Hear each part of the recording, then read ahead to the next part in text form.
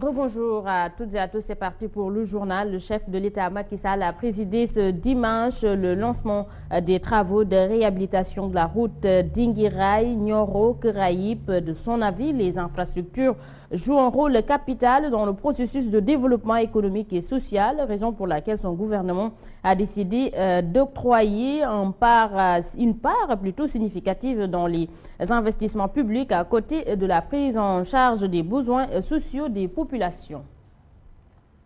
Fini le débat politique et engageons-nous sur le débat économique au lieu de rester à parler de mon mandat. C'est en tout cas des termes que le président de la République a répondu aux responsables apéristes, lui demandant plutôt de se dédire.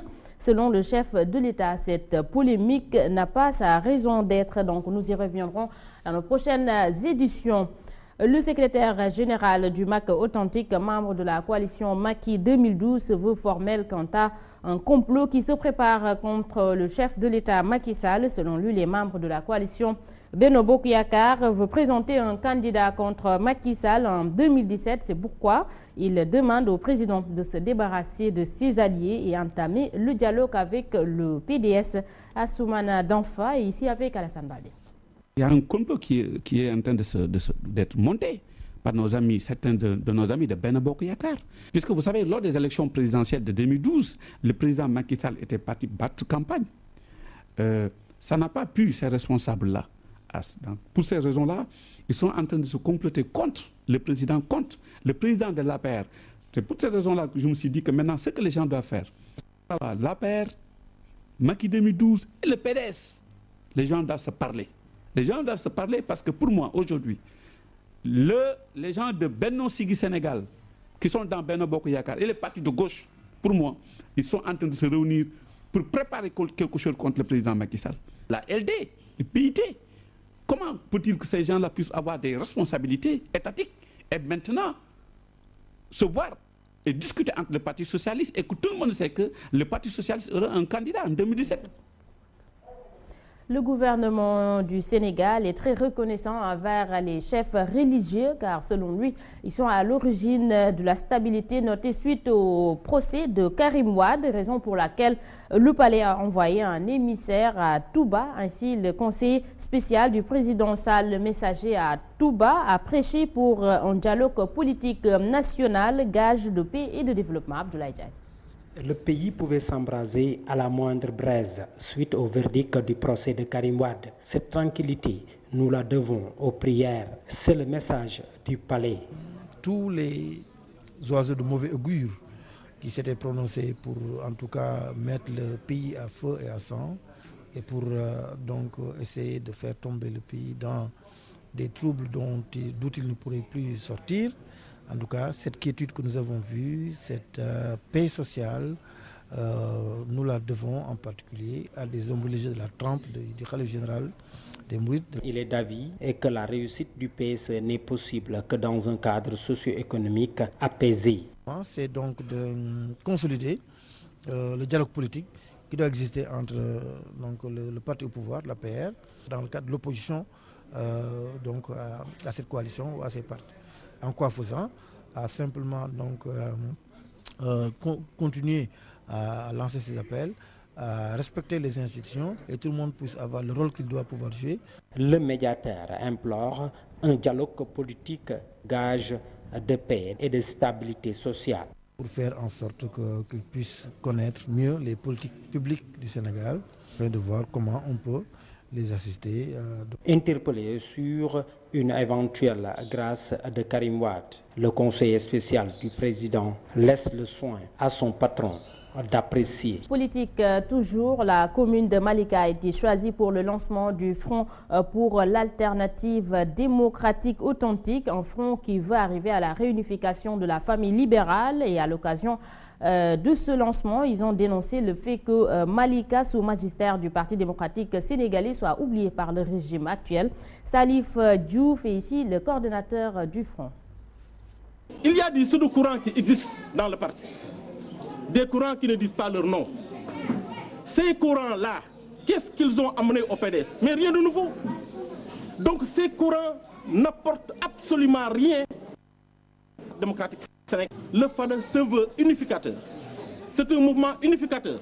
C'est un mouvement qui veut que toutes les forces vives de la nation, particulièrement les forces libérales, se retrouvent autour de l'idéal, se retrouvent autour de leur père qui est Maître Abdoulaye Wade pour qu'on revienne au pouvoir en 2017. Malika, dans son ensemble, est laissé en rade parce que tout simplement, Malika est le fief du Parti démocratique sénégalais. Il doit faire tout pour que Malika soit porté comme les autres communes. Autre information, les habitants de la Patte d'Oie Buldeuse ont tenu hier une assemblée générale pour exiger la restitution d'un terrain de 1250 mètres carrés, un terrain exploité par un promoteur qui envisage la construction d'un parking, ce que fustige catégoriquement les habitants de la localité qui d'ailleurs exigent l'expropriation du terrain. À défaut, ils menacent de se battre jusqu'à satisfaction. Alassane Baldé. En assemblée générale, le collectif des habitants de la Patte d'Oie Buldeuse s'oppose à la construction d'un parking sur une superficie de 1250 mètres carrés appartenant à la communauté par un tiers. Selon ces habitants, il y a toute une nébuleuse dans cette affaire. C'est extraordinaire parce que disposer d'un bail en 4 ou 5 mois sans avoir valorisé, vous obtenez un titre foncier et en plus 1250 mètres carrés à 6 millions. On me dira que ça appartient de l'État, l'État peut faire don ou peut faire ce qu'il veut, mais quand même.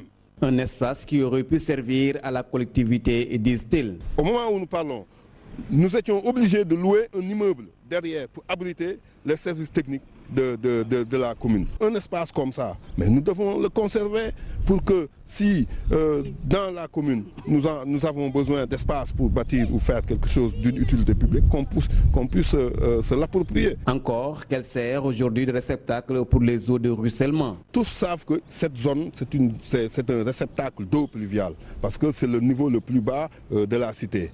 Donc déjà, pendant l'hivernage, nous avons des problèmes d'inondation, alors que l'État mène une campagne contre les inondations, et voilà un monsieur qui vient, qui veut créer encore des problèmes d'inondation. Déplorant ainsi l'attitude de la municipalité, en l'occurrence le maire, ces derniers interpellent les autorités compétentes pour les restaurer dans leurs droits, tout en soulignant qu'ils resteront légalistes jusqu'au bout. Alassane Baldé, le maire de cette commune, estime que ce dossier est purement politique. Ainsi, il promet de s'opposer aux promoteurs pour défendre les intérêts des populations. Banda Diop, que je vous propose de suivre. Nous sommes dans un environnement très politisé où les gens pensent que toutes les questions sont traitées de manière politique. Nullement engagé. En tout cas, j'ai pris l'engagement, si aujourd'hui, effectivement, la question de l'écoulement des eaux pluviales n'est pas assurée à 100% dans cette zone, moi je serai le premier à casser l'ouvrage. Il faut que j'ai une base vraiment technique et scientifique pour pouvoir avancer sur ce dossier-là. Et je ne peux pas malheureusement être présent dans une assemblée générale de collectif où je sais que toutes les récriminations qu'on va poser, c'est des récriminations politiques. Voilà, autre information, je vous rappelle que ce week-end, la dalle d'une mosquée s'est effondrée à Ouakam, cité avion, faisant deux morts et un blessé parmi les ouvriers. Selon des témoins, un défaut de coffrage serait à l'origine du drame. Je vous propose de suivre ce reportage de Nehat Diouf. Un mort et un blessé, tel est le bilan de l'effondrement d'une dalle d'une mosquée en construction à Ouakam. Selon un témoin, une partie de la dalle du bâtiment R+1 s'est affaissée quand l'un des ouvriers a voulu déplacer une des charpentes qui soutenait la dalle qui venait d'être placée. Ce témoin, qui a préféré parler sous le couvert de l'anonymat, explique qu'un défaut de coffrage serait à l'origine du drame qui a coûté la vie à un des 10 ouvriers présents au moment du drame. L'un des responsables de l'entreprise en charge de la construction de la mosquée n'a pas voulu répondre à nos questions, mais se désole tout de même des informations qui circulent faisant état de 2 morts. A signalé que l'effondrement de la dalle de cette mosquée est survenu samedi vers 11h. Merci à Ndaye Khadidjo. Sur l'international. Le principal opposant gabonais, André Mba Obam, est mort hier des suites d'une longue maladie à l'âge de 57 ans. Ancien baron du régime d'Omar Bongo Ondimba, André Obam était passé dans l'opposition après la mort du président gabonais en 2009. Candidat à la présidentielle organisée la même année, il avait ensuite contesté la victoire d'Ali Bongo, le fils de l'ancien chef de l'État, en dénonçant un coup d'État électoral. Puis il s'était autoproclamé président de la République en 2011. Son parti, l'Union nationale, avait alors été dissous. 2 semaines après le massacre commis à l'université de Garissa par des djihadistes somaliens, le Kenya reste traumatisé. Un étudiant est mort et 150 se sont blessés ce dimanche après un mouvement de panique à l'université de Nairobi dû à l'explosion d'un câble électrique. Croyant à une attaque terroriste, les étudiants ont sauté depuis les chambres de la résidence universitaire. Parlons sport. L'équipe nationale du Sénégal des moins de 23 ans s'est qualifiée pour la 11e édition 2015 des Jeux africains prévus à Brazzaville au Congo après leur nul face au Mali, 1 but partout. Une qualification qui donc permettra aux Olympiens de poursuivre leurs objectifs selon Serigne Dia, coach des U23. Donc nous y reviendrons dans nos prochaines éditions avec Aïcha Kamara. Voilà donc, mesdames et messieurs, c'était tout pour ce journal. À vous tous, merci de l'avoir suivi. Merci à toute l'équipe technique et l'équipe rédactionnelle qui ont participé à la réalisation. L'info en continu sur la Sen TV, la première télé urbaine du Sénégal, 7h30. Mambendia et Ahmed Aïdara seront là pour la revue des titres en Wolof.